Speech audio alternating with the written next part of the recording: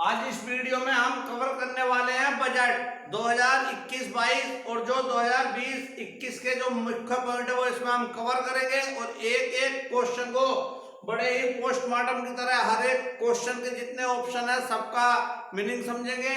देखिए सबसे पहले भारत में बजट प्रणाली का संस्थापक किसे कहा जाता है, तो किसे कहा जाता है? जेम्स विल्सन को।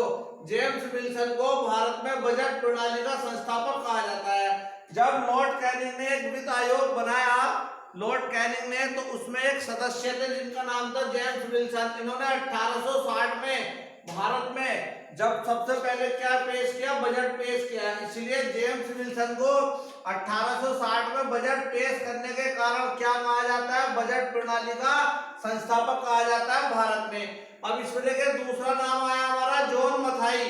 तो जॉन मथाई जो थे ये हमारे गणतंत्र भारत के पहले वित्त मंत्री थे। गणतंत्र भारत के पहले वित्त मंत्री।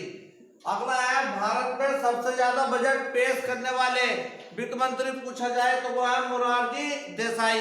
प्रश्न है भारत में सबसे ज्यादा बजट पेश करने वाले वित्त मंत्री मोरारजी देसाई ने कितनी बार पेश किया? इन्होंने 10 बार।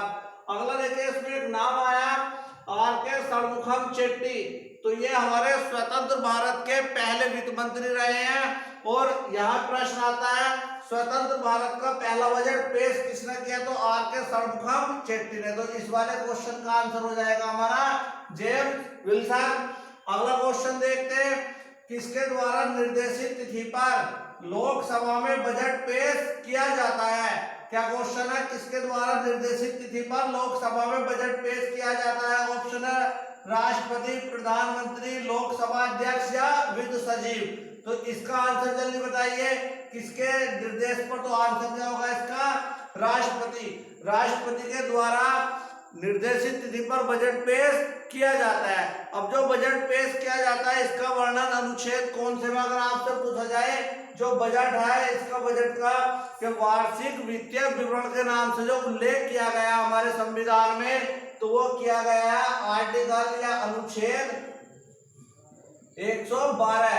तो अनुच्छेद 112 वार्षिक वित्तीय विवरण का उल्लेख किया गया है। और बात की जाए राज्य में कि राज्य में किस अनुच्छेद में बजट ये हमारा उल्लेख है इसका, तो वह आर्टिकल 202।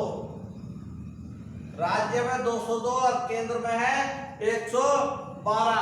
अगला देखिए, और जो ये बजट पेश किया गया है ये भारत का पहला पेपरलेस बजट है। क्वेश्चन डायरेक्ट पूछा जाएगा, भारत का पहला पेपरलेस बजट कब पेश किया गया और किसके द्वारा पेश किया गया? तो 2021 में पेश किया गया बजट पहला भारत का पेपरलेस बजट था। और ये एक जो हमारा होता है टैबलेट उसमें था। और ये किसके द्वारा पेश किया गया? निर्मला सीतारमण के द्वारा पेश किया गया। क्वेश्चन पूछ सकते हैं कि भारत का अभी तक सबसे लंबा बजट भाषण किस वित्त मंत्री ने दिया है? तो भारत का सबसे लंबा बजट भाषण देने वाली वित्त मंत्री भी कौन है? हमारी निर्मला सीतारमण है। ये क्वेश्चन आपको लिखते चलना है क्योंकि सब क्वेश्चन ये हमारे पूछे जा रहे हैं। तो सबसे लंबा भाषण देने वाले कौन है? निर्मला सीतारमण है हमारी। तीसरा इन्होंने बजट पेश किया, भारत का पहला डिजिटल या पेपरलेस बजट रहा है ये। अगला देखिए 2021-22 में कोविड-19 वैक्सीन के लिए कितने रुपए आवंटित किए जाएंगे? क्या क्वेश्चन है? 2021-22 में कोविड-19 वैक्सीन के लिए कितने रुपए आवंटित किए जाएंगे? पहला ऑप्शन है 35,000 करोड़, 300 करोड़, 1,000 करोड़ या 20,000 करोड़। तो कोविड-19 के लिए कितने? 35,000 करोड़ रुपए आवंटित किए जाएंगे। और क्वेश्चन पूछ ले जाए, देखिए 300 करोड़ तो ये है गोवा के लिए। गोवा जो कि किससे मुक्त हुआ है? 1961 में पुर्तगालियों से गोवा को मुक्त किया गया। और इस बार ये इसका जो बनाया जा रहा है, तो अगर आप हिसाब लगाएंगे तो कौन सा बनाया जा रहा है गोवा के लिए?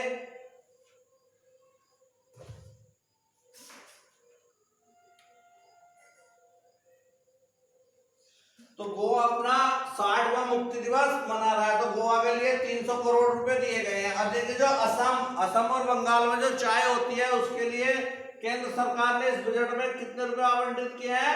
1,000 करोड़ रुपए। ये इसका हुआ। अगला देखिए, प्रधानमंत्री आत्मनिर्भर स्वस्थ भारत योजना प्रारंभ में कितने वर्ष के लिए शुरू होगी, जो इस बजट में लक्ष्य रखा गया है। इंपोर्टेंट क्वेश्चन है, प्रधानमंत्री आत्मनिर्भर स्वस्थ भारत योजना कितने वर्षों के लिए होगी, तो 6 वर्षों के लिए स्टार्ट की गई है प्रधानमंत्री स्वस्थ आत्मनिर्भर भारत योजना, 6 वर्षों के लिए। और क्वेश्चन पूछा जाए इसमें कितने करोड़ रुपए रखे जाएंगे, तो 64,180 करोड़, 64,180 करोड़ रुपए इसमें रखे जाएंगे। फिर देखिए अगला क्वेश्चन है, 2021-22 के बजट में कितने सैनिक स्कूल खोले जाएंगे, तो अब ऑप्शन है 100, 750, 150 या 125। तो इस बजट में कितने स्कूल खोले जाएंगे, 100 सैनिक स्कूल खोले जाएंगे। अब देखिए इसमें एक आया 750, तो ये खोले जाएंगे एकलव्य स्कूल, एकलव्य आवासीय स्कूल, ये जनजातीय के लिए है। ठीक है, प्रश्न आए तो सैनिक स्कूल कितने, 100 हैं। एकलव्य आवासीय स्कूल जो जनजातीय क्षेत्रों के लिए दिए जाएंगे वो 750 हैं। अगला प्रश्न है इसमें, वित्त वर्ष 2020-21 के लिए राजकोषीय घाटा या जीडीपी का कितने प्रतिशत अनुमानित किया गया है, तो जो देखिए जीडीपी है ये अनुमानित कितना किया गया है, राजकोषीय घाटा, तो ये किया गया है 9.5%, 9.5% 2020-21 के लिए। और पूछ ले जाए 2021 और 22 के लिए कितना किया गया है, तो 2021 नोट कीजिए दोस्तों, 2021-22 के लिए किया गया है 6.8%। अगला क्वेश्चन है, मेगा इन्वेस्टमेंट टेक्सटाइल पार्क जिसे कहते हैं मित्रा, बहुत मोस्ट क्वेश्चन है, वेरी मोस्ट क्वेश्चन है कि मेगा इन्वेस्टमेंट टेक्सटाइल्स मित्रा बजट 2021-22 में कितने प्रारंभ किए जाएंगे, यानी मित्रा, पहले तो ये पता होना चाहिए जो मित्रा है वो किससे संबंधित है, तो ये मित्रा या जो टेक्सटाइल है, देखिए इसमें 7 मित्रा स्कीम के अंतर्गत पार्क होंगे हमारे। मित्रा की फुल फॉर्म है मेगा इन्वेस्टमेंट टेक्सटाइल पार्क। तो मित्रा जो है ये वस्तु कपड़ों से संबंधित है, ठीक है, वस्त्र से संबंधित। डायरेक्ट क्वेश्चन पूछा जाएगा, मित्रा योजना का संबंध किससे है, तो वस्त्र से है। कितने इसमें प्लांट लगाए जाएंगे, 7 लगाए जाएंगे। अगला देखिए, बजट 2021 में भारत की पहली डिजिटल जनगणना होगी।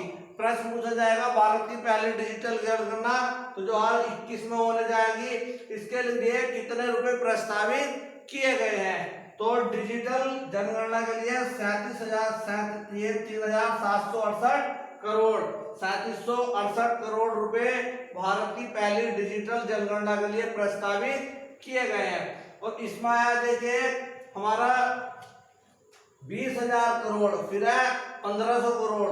तो जो इंडिया डिजिटल पेमेंट है, इंडिया डिजिटल पेमेंट के लिए 1,500 करोड़ है, और जो सार्वजनिक क्षेत्र के बैंक हैं उनके लिए कितनी है, 20,000 करोड़। इन्हें लिखते चलना है। अगला है, वर्ष 2021-22 का बजट कितने स्तंभों पर आधारित है, तो 2021-22 का जो बजट है वो कितने स्तंभों पर आधारित है, तो वो 6 स्तंभों पर आधारित है। अगला क्वेश्चन देखते हैं, बीमा क्षेत्र में एफडीआई की सीमा 49% से बढ़ाकर कितने प्रतिशत करने की घोषणा की गई है। क्या क्वेश्चन है, बीमा क्षेत्र में एफडीआई की सीमा 49% से बढ़ाकर कितने प्रतिशत करने की घोषणा की गई है, तो ये की गई है 74%।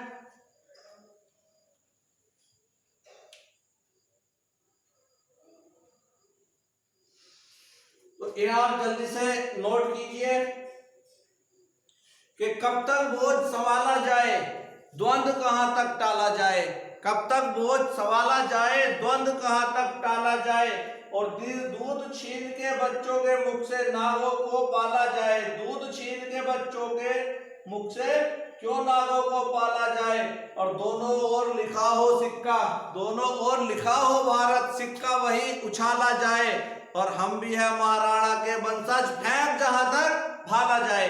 तो ये जितने इंपॉर्टेंट क्वेश्चन है ये इसमें आपने कवर करे।